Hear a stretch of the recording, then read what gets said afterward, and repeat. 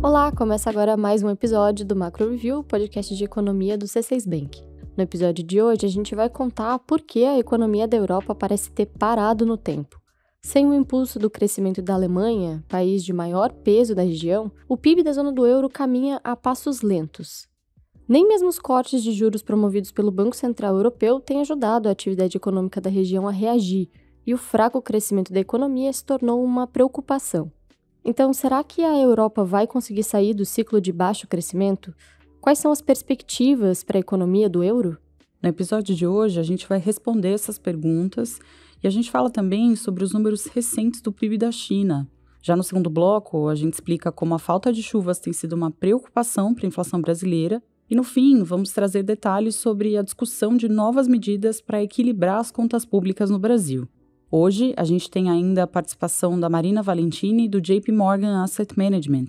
Ela fala sobre como está a economia nos Estados Unidos depois do início de cortes de juros por lá e fala também sobre as expectativas para as eleições americanas. Eu sou a Bianca Alvarenga. E eu sou a Marina Rapa. E hoje é 21 de outubro de 2024. Vamos lá?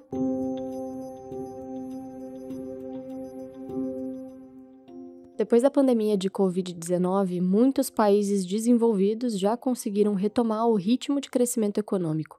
Mas a zona do euro parece ter ficado para trás, com um crescimento de apenas 4% desde 2019. Se a gente comparar esse número com o dos Estados Unidos, que cresceram mais de 10% no mesmo período, dá para ver o quanto a economia europeia está devagar. Grande parte da explicação para o problema vem da Alemanha, maior economia do euro.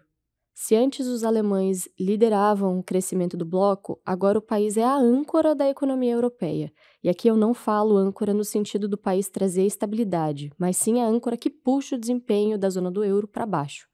Desde 2019, o PIB alemão cresceu só 0,2%, o que significa que, no processo de recuperação pós-pandemia, a economia alemã acabou parada no tempo.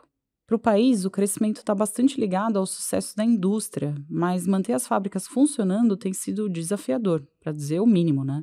Com a imposição de sanções à Rússia por causa da guerra na Ucrânia, a importação de gás natural russo foi restrita e os preços de energia dispararam na Alemanha. Ao longo do tempo, houve alguma normalização no mercado de energia local. A média dos custos em 2024 está distante do pico alcançado lá em 2022, quando a guerra começou. Mas esses custos de energia continuam 70% acima da média registrada antes da guerra, em 2019. Países como França e Espanha, que não eram tão dependentes do gás russo, esses países sofreram menos com o problema e encontraram caminhos mais ágeis para retomar o crescimento econômico. Já a Alemanha, por outro lado, continuou patinando. Muitas indústrias alemãs decidiram interromper a produção, não só por causa do aumento dos preços de energia, mas também pelo crescimento do custo da mão de obra e pelo consumo doméstico mais fraco. A atividade industrial na Alemanha está 5% abaixo do registrado em 2021, antes de a guerra na Ucrânia começar. Nos setores que são mais intensivos no consumo de energia, a situação é pior. A produção caiu 15% no mesmo período. Um dos sinais desses novos tempos foi o anúncio da Volkswagen de que considera fechar fábricas no seu país de origem, lembrando que a montadora é símbolo da indústria alemã no mundo todo. E tem uma outra questão. Por muito tempo, a Alemanha foi referência global de exportação de produtos de alto valor agregado, como carros, máquinas e componentes químicos. Um dos seus principais mercados consumidores era a China, que até então produzia itens de menor valor agregado, como componentes eletrônicos e bens de consumo. E aqui eu estou falando, por exemplo, de roupas, calçados, decoração, etc. Mas agora a China também quer uma fatia da indústria de alta tecnologia. Um exemplo dessa estratégia é o investimento pesado que o país tem feito na produção de carros elétricos. Para competir na Europa, as montadoras chinesas inclusive instalaram fábricas no leste europeu, em países como Hungria e Sérvia. Isso significa que não só a indústria da Alemanha perdeu um importante mercado consumidor, a China, como agora a concorrência dos chineses é crescente. Então, não são poucos os obstáculos para a retomada da maior economia da zona do euro, o que corrobora a percepção de que a Europa ainda deve enfrentar um período de baixo crescimento. O Banco Central Europeu tem apontado a fraqueza da economia como uma das razões para seguir com o ciclo de corte de juros na região iniciado em junho. Na semana passada, a autoridade reduziu a taxa de depósito mais uma vez para 3,25%. Há 13 anos, o BCE não promovia 2 cortes de juros consecutivos. Apesar disso, a flexibilização monetária não deve ser suficiente para reanimar a atividade econômica da Europa, uma vez que os juros elevados contribuem para o quadro de lentidão da economia, mas eles não são a principal causa do problema. Com poucos caminhos de crescimento à disposição, recuperar o brilho do passado parece pouco provável para a Europa, pelo menos por hora. Bom, agora a gente sai da Europa e vai falar um pouco mais de China. O PIB do país cresceu 4,6% no terceiro trimestre de 2024, isso na comparação com o mesmo período de 2023. O avanço da economia chinesa segue abaixo da meta de crescimento que o governo estabeleceu para o ano, de cerca de 5%. As autoridades do país têm anunciado medidas de estímulo à atividade econômica, como o auxílio ao setor imobiliário e o fomento ao consumo doméstico. No entanto, os pronunciamentos recentes do governo deram poucos detalhes sobre como essas propostas vão ser executadas, e isso tem frustrado os analistas de mercado. Na nossa opinião, os estímulos econômicos anunciados recentemente podem até garantir um crescimento perto da meta em 2024. Mas existem dúvidas sobre a capacidade dessas medidas se mostrarem sustentáveis no longo prazo. Como a gente falou no episódio 130, a China tem problemas estruturais que precisam ser endereçados. Um desses problemas é a crise do setor imobiliário. Em setembro, as vendas de moradias e os investimentos imobiliários seguiram em retração. Os preços das casas diminuíram pelo 16º mês consecutivo. Não é uma questão de solução fácil. A combinação da crise imobiliária com o envelhecimento da população e o desemprego elevado entre os jovens faz com que o crescimento futuro da China seja cada vez mais incerto. Bom, o assunto agora é a inflação no Brasil. O Índice Geral de Preços, o IGP, continuou subindo em outubro e esse é um sinal de alerta para a inflação ao consumidor. O IGP, que é um indicador elaborado pela Fundação Getúlio Vargas, ele calcula a variação de preços no atacado, ao consumidor e na construção civil. Nos 12 meses até outubro, o IGP-10 registrou alta de 5,1%, impulsionado pelo aumento dos preços dos alimentos. A grande responsável por isso é a seca. Há 5 meses chove abaixo da média histórica no Brasil. Como resultado, o índice de preços ao produtor amplo agrícola subiu 3,8% só nesse mês, em outubro. A falta de chuva tem efeito mais duradouro sobre o preço dos alimentos como carne e leite, que impactam de forma relevante o IPCA, que é o principal indicador de inflação ao consumidor do país. Com a seca, o preço da energia elétrica também tem aumentado, porque a estiagem reduz o nível dos reservatórios das usinas hidrelétricas. A partir deste mês, as contas de luz vão contar com a cobrança extra da bandeira vermelha 2. Bom, todo mundo está torcendo para que a entrada do período de chuvas amenize essa situação, né?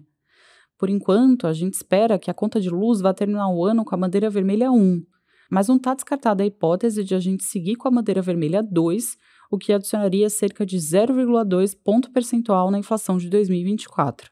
A nossa expectativa, por enquanto, é de uma inflação de 4,7% ao final do ano. Agora a gente fala das contas públicas brasileiras, porque o cenário fiscal voltou ao centro das atenções.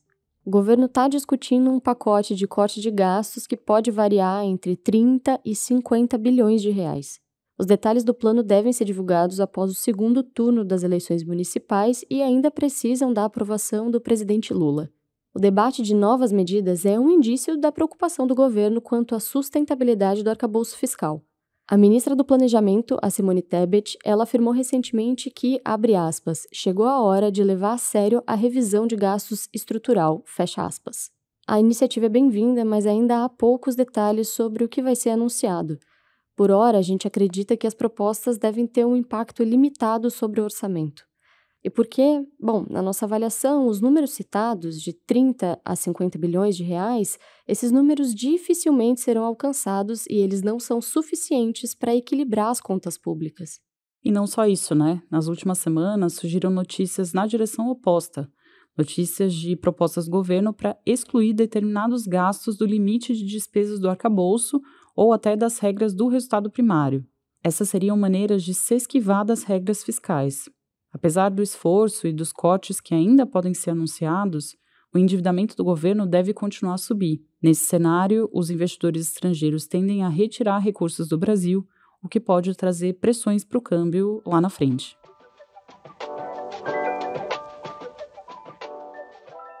Agora a gente passa para o quadro Mercados Globais. É o espaço em que a Marina Valentini, estrategista do JP Morgan Asset Management, analisa o movimento dos mercados lá de fora e a forma como os investidores estão recebendo as notícias do campo econômico.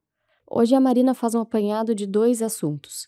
Como está a economia americana depois do início do corte de juros por parte do Federal Reserve, o Banco Central dos Estados Unidos, e ela fala também das expectativas para as eleições por lá. Para começar, a Marina conta como a flexibilização dos juros, a mudança nos rumos da política monetária, tem influenciado o mercado de ações. Vamos ouvi-la.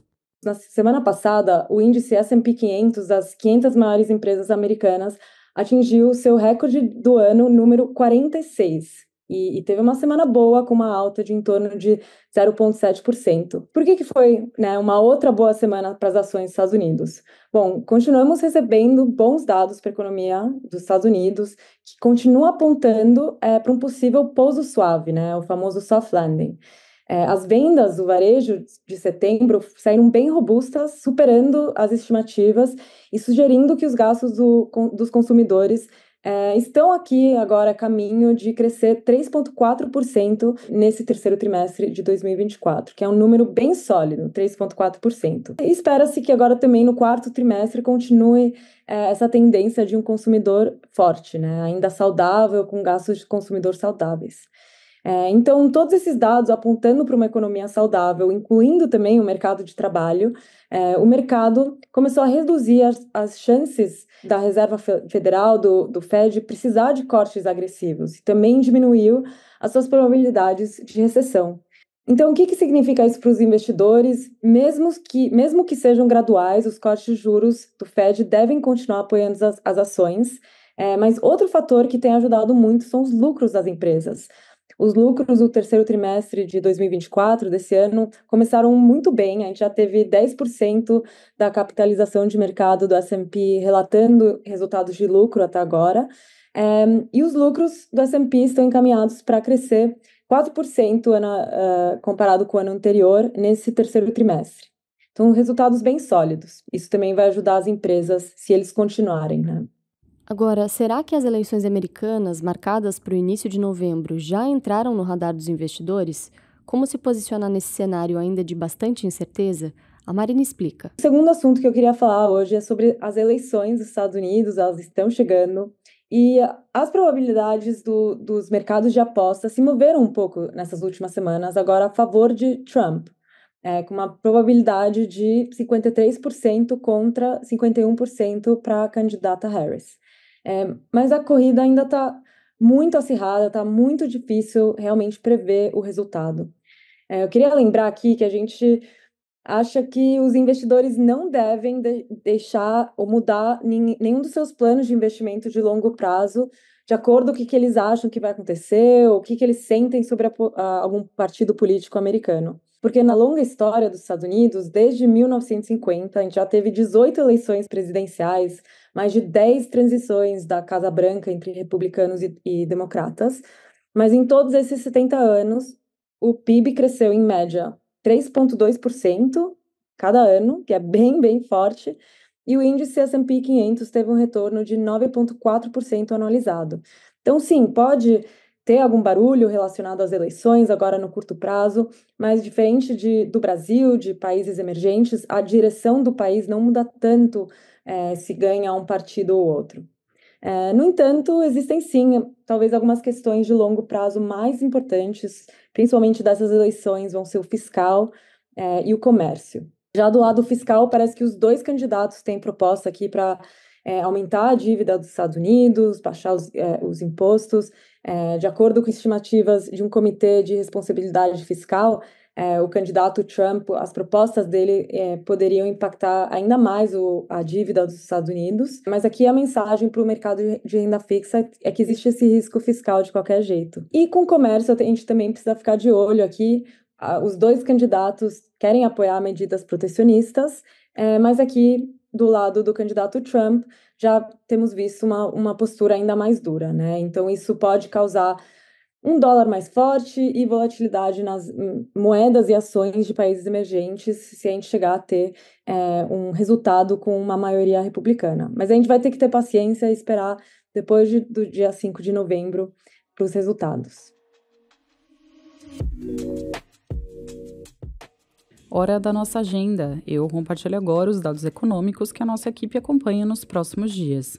Na quinta-feira, a gente vai saber o resultado dos índices de gerentes de compras, o PMI do mês de outubro, dos Estados Unidos, da zona do euro e do Reino Unido. A gente acredita que a atividade econômica americana segue firme, enquanto na zona do euro a economia pode continuar mostrando sinais de enfraquecimento, como a gente comentou mais cedo aqui, né? No mesmo dia, no Brasil, o IBGE vai divulgar o resultado do IPCA 15 de outubro.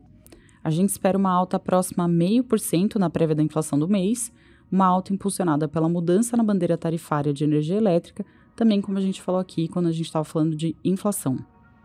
Bom, pessoal, é isso. Chegamos ao fim de mais um episódio. Muito obrigada por nos acompanhar até aqui. Se você gostou do podcast de hoje, não esquece de deixar seu comentário e compartilhar o nosso canal com aquela pessoa que vai gostar de ficar por dentro das análises de economia do Brasil e do mundo. Quem faz parte da equipe econômica do C6 Bank são o Felipe Salles, a Cláudia Moreno, a Cláudia Rodrigues, o Eliezer Jacob e o Felipe Mack. A produção e o roteiro são desse time todo, junto com Bianca Alvarenga e Marina Rapa. A edição de som é da Thaís Andréa. A gravação fica com a Rafaela de Oliveira e a divulgação nas redes sociais com a Maria Fernanda Pedroso. Lembrando que você pode seguir o Macro Review na sua plataforma favorita de podcasts. Assim, quando a gente publicar um novo episódio, você vai ser notificado. É bom para quem quer ficar por dentro da economia e para quem quer conhecer uma visão original dos fatos econômicos. Uma boa semana para você e até a próxima!